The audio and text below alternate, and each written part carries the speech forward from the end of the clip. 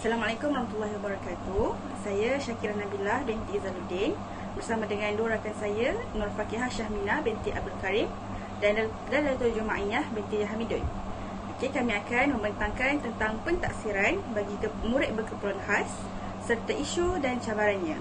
Okey, kita pergi yang pertama, iaitu definisi pentaksiran. Definisi pentaksiran dalam konteks pendidikan khas boleh didefinisikan sebagai satu proses pengumpulan maklumat untuk tujuan membuat keputusan. Definisi membawa implikasi bahawa terdapat banyak keputusan yang penting dan yang perlu dibuat dalam pendidikan khas. Kita pergi kepada definisi yang seterusnya. Seterusnya, saya Lailatul Jumaiyah binti Hamidun akan pergi kepada definisi murid berkeperluan khas. Murid yang mempunyai kecacatan penglihatan ataupun kecacatan pendengaran ataupun masalah pembelajaran mengikut kanak-kanak berkeperluan khas mengikut Akta Pendidikan 1996. Warta Kerajaan Persekutuan melalui peraturan-peraturan pendidikan, murid berkeperluan khas ialah murid yang diperlakukan pengamal perubatan, ahli optik, ahli audiologi ataupun ahli psikologi atau mana-mana yang berkenaan, sama ada dalam perkhidmatan awam, dalam perkhidmatan kerajaan ataupun tidak, sebagai murid yang mempunyai antaranya yang pertama, murid yang mempunyai masalah penglihatan seperti penglihatan yang terhad ataupun buta sebelah mata. Yang kedua iaitu murid yang mempunyai masalah pendengaran, sama ada masalah pendengaran yang ringan, sederhana, teruk ataupun sangat teruk. Yang ketiga iaitu murid yang mempunyai masalah pertuturan, seperti masalah sebutan, pelat, gagap ataupun masalah suara dan bahasa. Yang keempat iaitu murid yang mempunyai masalah fizikal seperti murid yang kerdil ataupun kehilangan mana-mana anggota badan ataupun sebahagian badan, yang mana murid tersebut tidak dapat melakukan pergerakan. Seterusnya yang kelima iaitu masalah pembelajaran seperti murid yang menghidap penyakit disleksia ataupun autism ataupun sindrom Down. Dan yang terakhir iaitu murid yang mempunyai mana-mana kombinasi yang telah saya sebutkan tadi. Okey, seterusnya kita pergi kepada tujuan pentaksiran. Seterusnya, saya Nur Fakihah Syahmina binti Abdul Karim akan menerangkan tentang tujuan pentaksiran.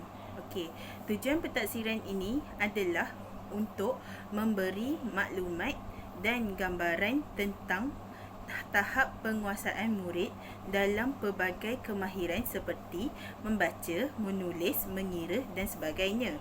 Dengan cara itu, murid dapat mengesan punca dan masalah yang dihadapi murid, merangka intervensi yang sesuai, memilih strategi pengajaran yang tepat dan menempatkan murid sesuai mengikut tahap kebolehan masing-masing. Manakala tujuan keseluruhan pentaksiran ialah untuk kemajuan murid dalam pembelajaran. Okey, terdapat banyak isu dan cabaran yang dihadapi ketika melaksanakan pentaksiran murid berkeperluan khas. Akan tetapi, kami memfokuskan kepada 3 isu ini, iaitu guru tidak mempunyai kemahiran dan ikhtisas, pelajar tidak mempunyai asas dalam pendidikan Islam, ibu bapa menyerahkan sepenuhnya tugas pengajaran kepada guru. InsyaAllah kami akan kupas satu persatu isu dan cabaran ini. Okey, seterusnya untuk isu pertama, saya akan serahkan kepada Ustazah Syakirah. Untuk isu yang pertama, iaitu guru tidak mempunyai kemahiran dan ikhtisas dalam pendidikan khas. Baiklah, kita akan kupas melalui isu ini. Okey, berdasarkan kajian Muhammad Hanafi 2016, terdapat guru arus perdana yang mengajar di dalam kelas PPI yang tidak mempunyai pengetahuan ataupun pengalaman untuk mengendalikan murid berkeperluan khas (MBK). Ini akan menyebabkan guru kelas atau mata pelajaran menghadapi kesukaran untuk memahami keperluan MBK semasa pembelajaran dan pengajaran dan pembelajaran di dalam kelas. Situasi ini akan menyukarkan proses pentaksiran untuk murid berkeperluan khas di dalam kelas PPI. Okey, kita tengok pada hasil dapatan kajian. Okey, hasil dapatan kajian ini mendapati 3 daripada 5 iaitu 60% guru arus perdana tidak memperoleh pendedahan khusus berkaitan teknik dan kaedah dalam pendidikan khas. Okey, hal ini dapat dibuktikan dalam satu lagi kajian daripada Hasnah 2010, iaitu yang pertama, guru tidak menerima latihan yang komprehensif untuk mengenai ciri-ciri autism, menaksir, mengajar menggunakan strategi yang berkesan.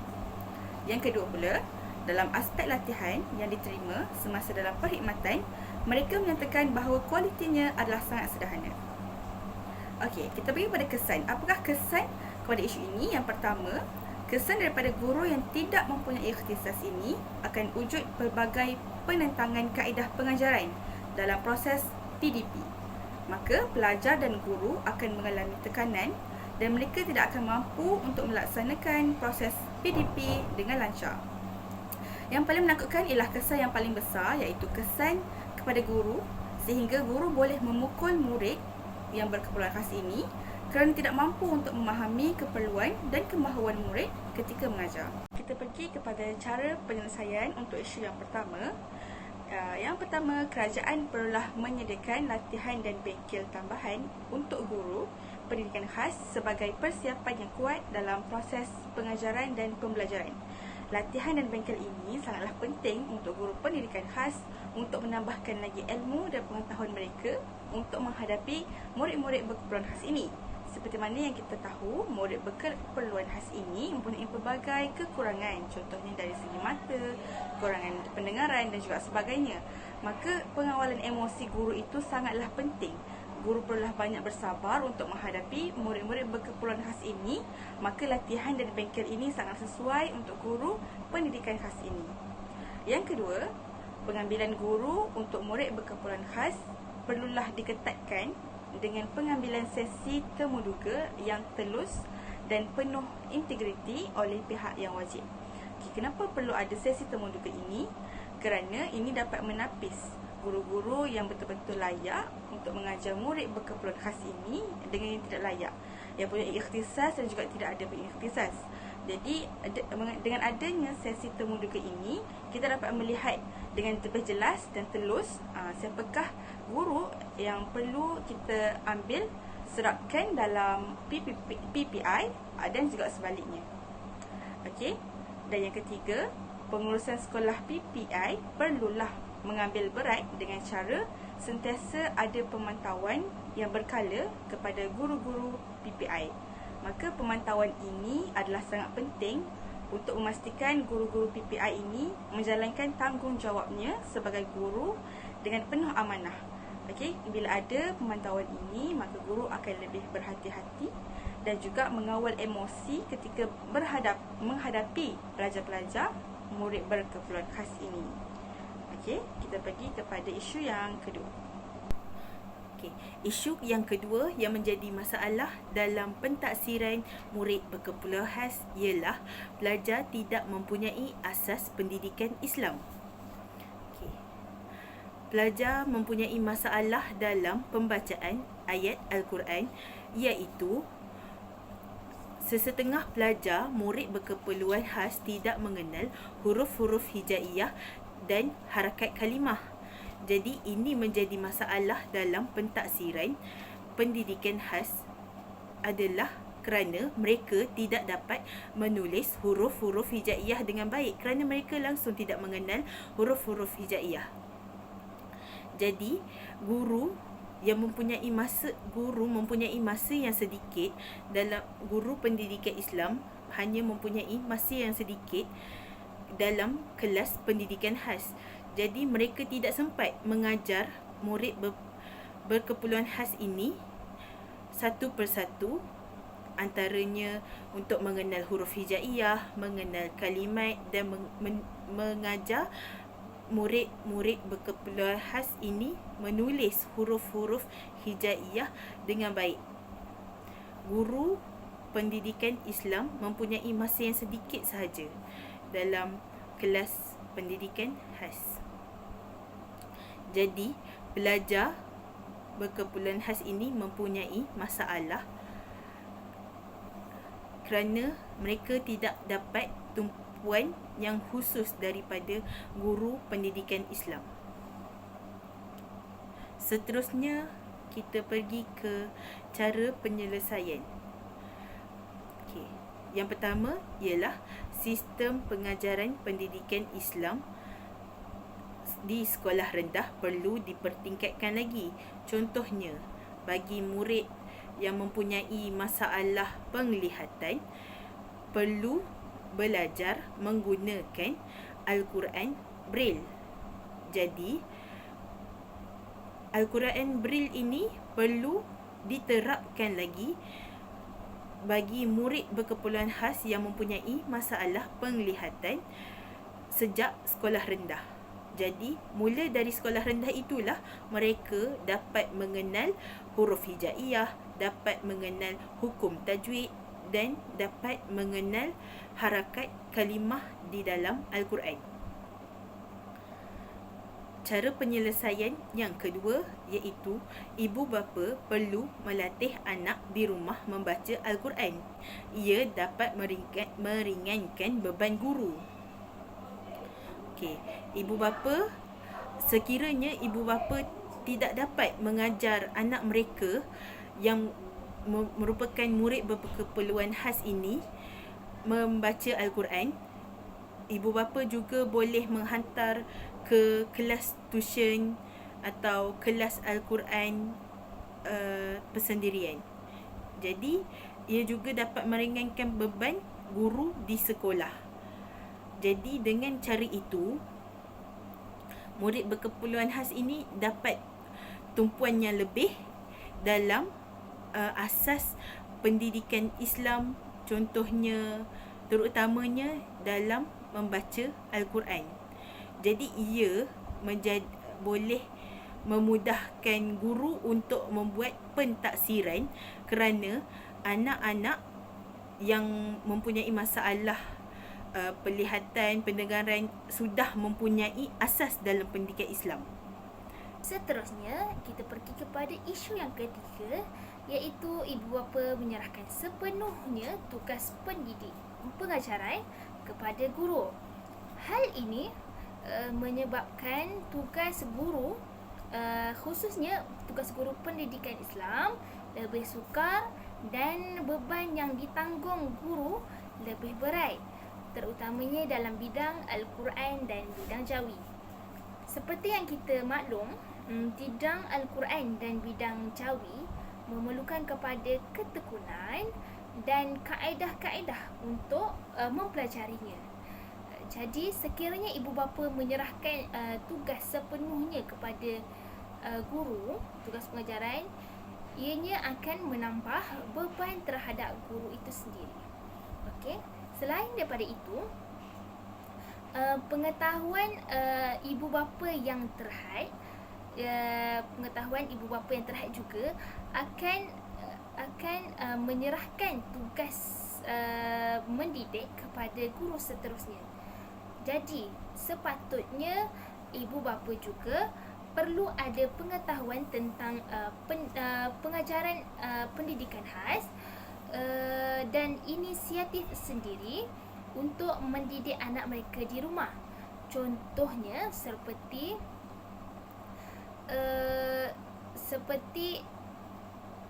anak-anak yang mempunyai masalah lembam. Guru telah mengajar bab solat di sekolah, dan sepatutnya ibu bapa perlu mempraktikkan sekali, membuat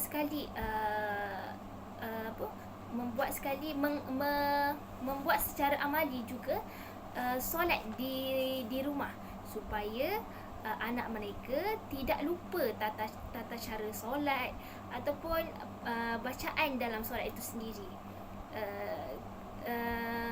Seterusnya,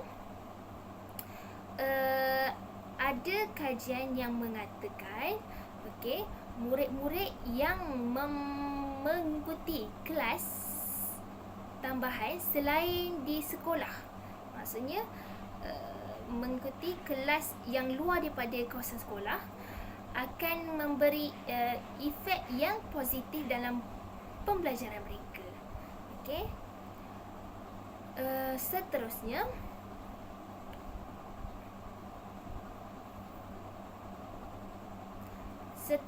ibu bapa juga menyerahkan 100% tugas kepada guru tanpa ada pemantauan di rumah, khususnya dalam pengurusan diri. Contohnya dalam pengurusan diri, seperti tata cara makan. Sama seperti bab solat, kalau tidak mempraktikkan di rumah, anak mereka akan mudah lupa.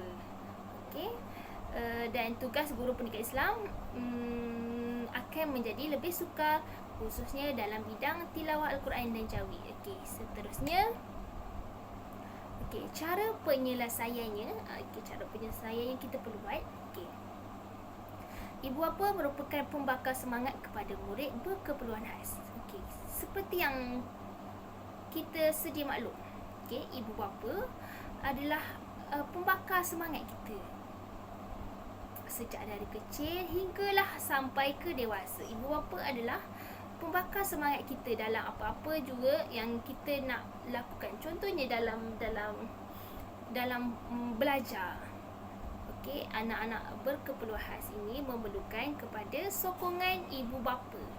Sokongan ibu bapa untuk menjalani hidup mereka, untuk dalam maupun dalam pembelajaran ataupun kehidupan mereka. Contohnya, mengaplikasikan adab-adab ketika makan supaya mereka tidak lupa apa yang mereka belajar di sekolah. Selain itu juga, pihak sekolah dan PIBG perlu mewujudkan satu program yang memberi kesedaran kepada ibu bapa dan penjaga tentang amanat Allah yang Allah kurniakan kepada mereka, seperti membuat program motivasi ibu bapa. Kerana dengan motivasi ini juga akan memberi kesedaran kepada ibu bapa bahawasanya anak yang Allah kurniakan ini adalah merupakan amanat Allah yang Allah telah kurniakan kepada mereka, dan ibu bapa perlu mengambil tanggungjawab tersebut supaya anak mereka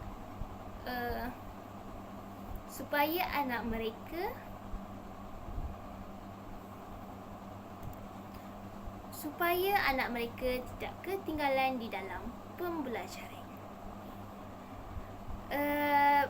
Seterusnya, penyelesaian yang lainnya, ibu bapa diberi kursus khas oleh pihak badan kerajaan ataupun bukan kerajaan bagi memantapkan lagi kaedah pengajaran dan pembelajaran yang boleh dilakukan di rumah.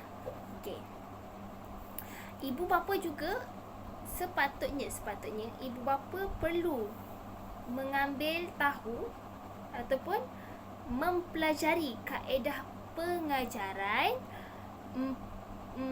dalam pendidikan khas. Kerana apa? Kerana mereka perlu dapat mengawal dan mempraktikkan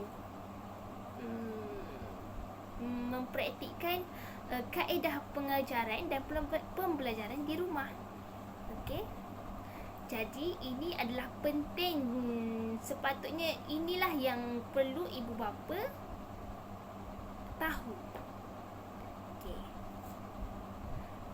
Seterusnya, sebagai kesimpulannya, peranan guru pendidikan Islam dalam khususnya pendidikan khas pada abad ke-21 ini amatlah mencabar dalam bentuk murid berkeperluan khas yang seimbang dari segi rohani, jasmani, emosi dan intelektual. Untuk membentuk aspek ini, guru pendidikan Islam perlulah mempunyai strategi yang pelbagai, kaedah dan juga pendekatan yang sesuai mengikut kemampuan mereka. Maka, guru perlulah mempunyai ilmu pengetahuan yang luas dan juga ikhtisas, khususnya dalam pendidikan khas ini bagi membentuk murid-murid berkeperluan khas. Isu dan cabaran yang telah kami ketengahkan iaitu pertama, guru tidak mempunyai kemahiran dan ikhtisas. Yang kedua, pelajar tidak mempunyai asas dalam pendidikan Islam. Yang ketiga, ibu bapa menyerahkan sepenuhnya tugas pengajaran kepada guru. Jadi isu-isu ini perlulah diketengahkan dan juga diambil berat supaya pelajar-pelajar pendidikan khas ini mampu diberikan pengajian dan juga pengajaran yang seadilnya dan secukupnya. Okey, jadi itu sahaja daripada kami. Sekian, terima kasih.